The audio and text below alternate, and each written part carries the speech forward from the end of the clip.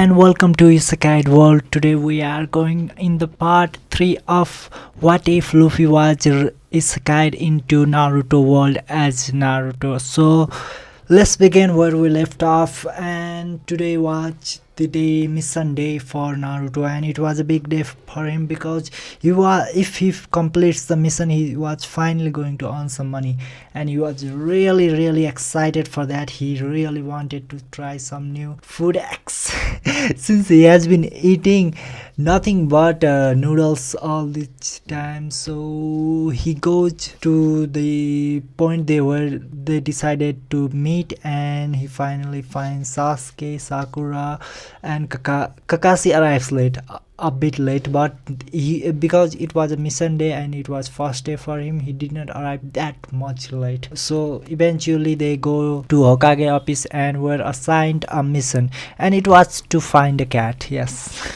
Nothing much surprising. He had to find a cat, and that cat was an immortal cat who has been running down from generations to generation. Okay, so they eventually catch that cat, and Naruto earns some money. Even though he did not like the task, he was really happy for earning money, and he found that he could buy something delicious today. He goes, and the first thing he buys was meatballs. Yes, he's going to buy meatballs first. So after buying meatballs, he goes home, he eats them with so much expression on his face that I can't even describe it. He was really happy because he has never gotten such a good food, and so he decided to do some more mission, earn some more money, and eat something even more. He excitedly goes to sleep, and the next day they go on a same mission or similar mission. Those were all small mission, but they were still good enough to earn him some money. But eventually he gets tired of that. After all, it has been over a week and they have been doing nothing but D rank mission, which was quite low level for them, even for him, because he was quite strong. Naruto was quite strong enough to do more than that. So he asked Hokage if they could get some C rank mission, and because of their condition, Hokage gives him a new mission, which would be none other than Land of Web mission. And this mission is really important because we all know that it has a lot of impact on Naruto. It is even more important for Naruto. So let's begin with this. So after they decide on this mission, the mission of Land of Webs, they finally go home. They get ready for the mission, and before Naruto goes back to meet Sasuke, Kakashi, Arjuna, Sakura, he was stopped by something else. He was stopped because his conscious mind, or rather his mind, entered a strange space. It was like a gutter, and there was water flowing out, and as he walked into it, he saw a giant prison cage, and inside that prison cage he could see nothing but darkness. There was nothing but darkness inside, and suddenly a voice rang from the darkness. "Brat, let's strike a deal." Naruto asks who is speaking, and the Ninetales doesn't reply yet, but eventually Naruto guessed that must be the Ninetales that was inside of him, and so Naruto instantly rejects to strike any deal with the Ninetail. But Ninetail made a fair argument, asking, "Brat, do you not want money? Do you not want power? I can give you that. I can give you the power you want. Just strike this deal with me." When I was thinking of this scene, it reminded me of something that happened in Naruto. It happened during Naruto's training with Jiraiya, where he summoned giant Chief Toad, and at that time Naruto asked for the chakra from the Ninetail himself. So Naruto could get this feeling that he could use this chakra. He did not think of this like a shortcut, rather something he owned, because he had suffered a lot because of this Ninetail, and so he decided to hear what Ninetail wanted to say. "Alright, tell me what you want," Naruto says to Ninetales, and Ninetales says that I don't want anything from you. I don't need you to remove that seal because I know you won't do it. But Brad, do you think you can take my power and use it? Do you really think that it is that easy? If you dare to use my power, then I would give it to you. But in cost, if you ever lose yourself, you will destroy everyone around you. Do you think you dare to use my power? Now Naruto was confused because he could feel that Ninetale was trying to enrage him. He was trying to make him use that power, but he didn't understand why. Because if there is no cost of using that power, he can use it, right? He was not sure if he would be able to use it, but he didn't think it would be that hard, especially because that Ninetale was still inside the cage and it was sealed, so he didn't think it would be that bad. And so Naruto agrees. Alright, give me your power. I will use it whenever I want. But you aren't getting anything out of this. I'm not going to use your power to hurt my friend. Instead, I might even use it to protect my friends. I might even use it to protect this village who hates me more than anything else. So do you really think you should be giving this power to me? Naruto asks. This question enrages Ninetale because Naruto was basically saying that he won't get controlled by that power. He would instead use that power for the better good, and this does not align with Ninetales. He was angry and he was a bit too furious about this, so he releases his Ninetales chakra, and it gushes toward Naruto. It fills his body, and then Naruto feels a strange aura around him. It was like a layer of coating around him, and he thinks about it. He feels the power running through his body, but he is confused because while this power is running through him, it is not that high. It is not making him extremely powerful. It is not making him extremely destructive. So he was confused what the hell Ninetale was talking about, because this is not harming him at all. So Naruto asks Ninetale, what kind of power is this? It is not even making me that much strong. It is just slightly increasing my powers. Are you sure this is your power?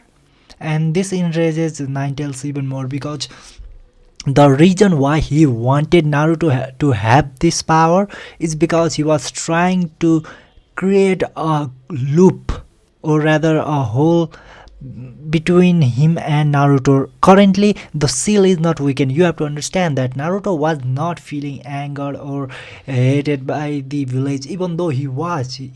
I mean, he was not feeling angered, but he was hated by the village, and he didn't feel any hatred toward the village. He did not feel any discouragement.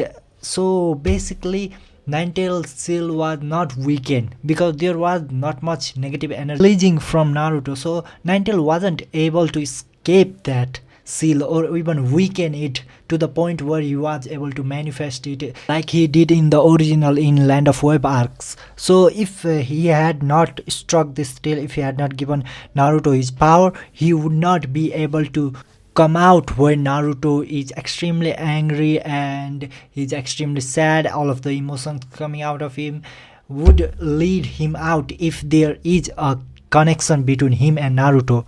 Currently, that connection is completely severed by the seal, which is not weakened. So his plan is to make Naruto take his energy, and then he would be able to manifest himself out of Naruto. He did that. He was able to do that because Naruto in the original, Jiraiya unsealed Naruto's seal, and so this allowed him to sneak out the chakra from Nine Tails. Like it was already weakened, so he was able to ask Naruto, Nine Tails to give him some chakra. And this happened because there was a crack in the seal. But now, since the crack is gone, he had to make a different kind of crack, which is a direct relationship between him and Naruto. Naruto doesn't understand that. For him, this is just a power, free power that he is getting. He doesn't mind that because he has suffered a lot because of this power, so he doesn't mind using it. After all, Ninetale was staying inside of him, and he once said that since Ninetale was staying inside of him, Ninetale should give him some rent, and for that rent, he obviously took Ninetale's chakra. And this is same thing happening here. You have to understand that while Naruto is Luffy, he's not complete Luffy, because in the beginning, where he during his birth, Naruto's soul merged with Luffy's soul. It's not like Naruto's soul was replaced by Luffy's soul. They merged together. That means there are still some parts of Naruto merged with Luffy's soul, and this is why Naruto does not hesitate to take that chakra. And since Ninetale got enraged by what Naruto just said, but he cannot give more chakra to Naruto because the seal is still there. The seal's main task is to keep that chakra inside of the seal. It is not going out even if Ninetale wants, unless Naruto removes that seal. And Naruto, he's not dumb enough to do that, so he basically goes out of that mental plane where he was previously talking with Ninetales. So after he goes out, he finds that this power was really good. This power was giving him so much strength, but the reason why he said it wasn't that much powerful was to enrage Ninetales. After all, he wasn't just going to be as puppet to Ninetale. He knows that Ninetale was giving his power for something. There was a reason. He just doesn't know what the reason was, and he knows that Ninetales cannot give him more chakra because there is still the seal. If Ninetale could pass more chakra to Naruto, then the use of seal is nothing more. There is no use of seal if that was possible. So Naruto, even though he's not that bright, he's not that dumb either. So he basically understands that, and after enraging Ninetales, he felt a lot better. He goes outside and he meets with Sasuke, Kakashi, Sakura, and Tajuna. After that, they finally move toward the land of web, and the journey was quite long. That journey is going to be quite long, and Naruto, as carefree as he is, he just moves around like he's in a tour. As they move on, they talk about the chakra, and Kakashi explains a lot about the Naruto world itself. As a reader of Naruto, we already know that, so I'm not going there. We will basically see them moving toward the land of waves until they encounter a strange situation. Two mist ninjas suddenly appears out of nowhere. Like, not nowhere, there was a puddle on the ground, and they appear out from there.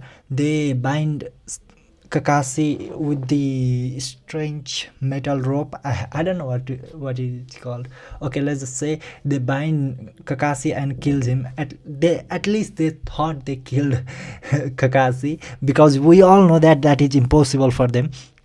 So what happens is that Naruto, as soon as he sees that, he knows that Kakashi wasn't dead, because he can definitely see the power of these two ninjas, and it was equal to him, not above him. So he basically goes toward them and uses his fist. He stretches his fist, and the ninja who was supposed to defend himself was surprised because he didn't see that fist stretching out. He was confused why Naruto punched from so far, and now that the punch has already reached him, it struck his cheek, and then he flies away. The other ninja rushes toward Naruto to attack him, but at this moment Sasuke comes forward. He kicks the ninja from the top, and that ninja immediately spins himself, throwing Sasuke off balance, and he frees himself. But he only frees himself for a brief moment, because Naruto stretches his leg up in the sky and then crushes his head with his leg, and that attack really broke down his skull, and pushed him on the ground. Tajuna was shocked by how much strength that Naruto showed, while Sasuke was pissed that Naruto took his opponent. Since both of them were almost dead, Kakashi finally arrives and says that they did a good job fighting those enemies. Naruto chuckles and then rub the back of his head. After that, continue their journey toward the land of waves, and as they got closer, they eventually stumble upon a strange thing that was looking at them. They didn't know what it was. Naruto just shot a shuriken toward it and find that it was just a white rabbit. Now Kakashi was suspicious because white rabbit cannot be found at this time. So he looked around, he tried to find the enemy, and at this moment he encounters a fast spinning blade toward them.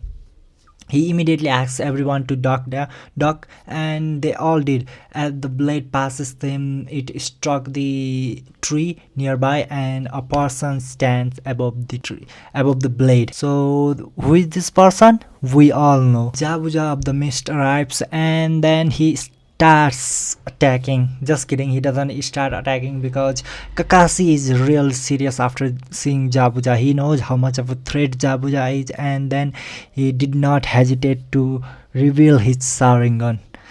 When they see Sharingan, Sasuke was real surprised and shocked for a moment, and then Naruto didn't feel anything strange with that. After all, Kakashi was joining in his eyes, and he should have something to back that strength. So he obviously goes forward to punch Jabuja with his fist, but Kakashi stops him and says, "Don't get involved in this fight. You will die."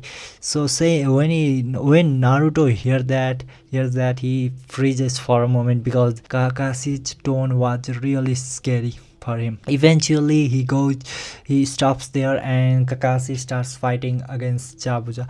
But at this moment, Naruto realizes something. If he gets enough time, he can easily attack like Jabuja. Jabuja was leaving his back wide open against them, like he didn't even care about them. So what he does is that Naruto uses multi-Shadow Clone Jutsu, and then he rushes toward Jabuja from the back.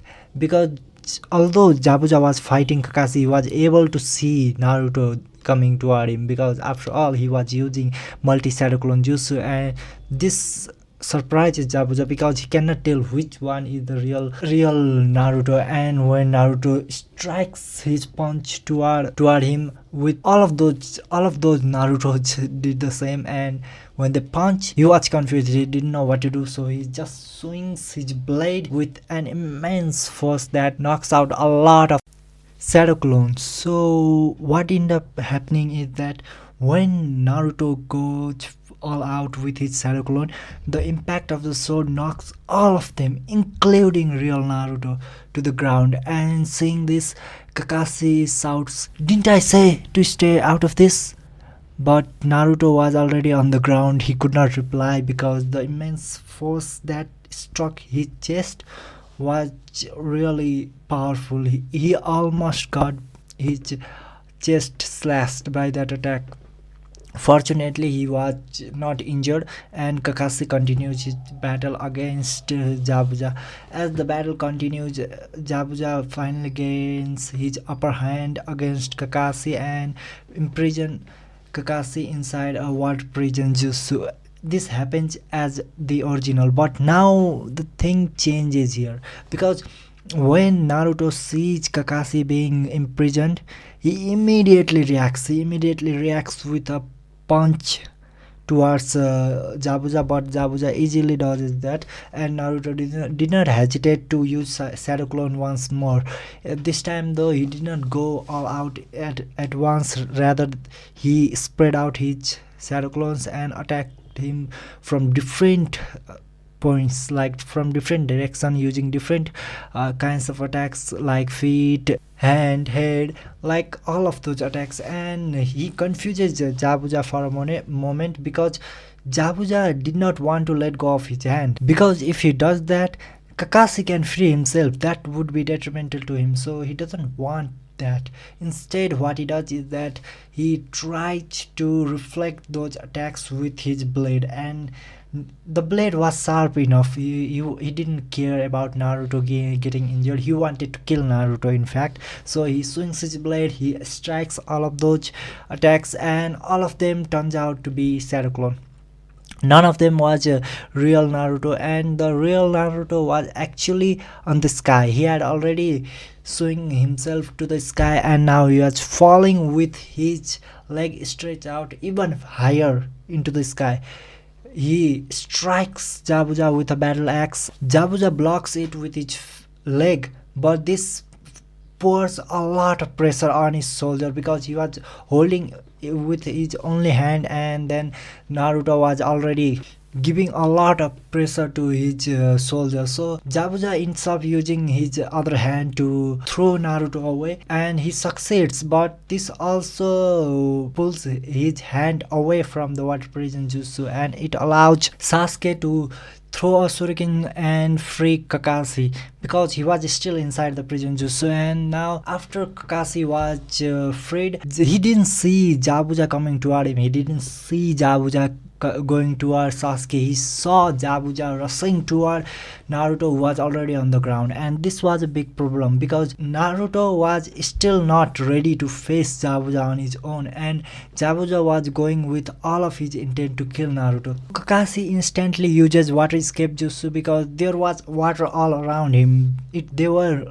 near the lake, so using water escape jutsu, he appears in front of Jabuja and uses his massive shuriken to block the blade. But something went wrong here. He didn't see this coming, because Jabuja had already planned something else.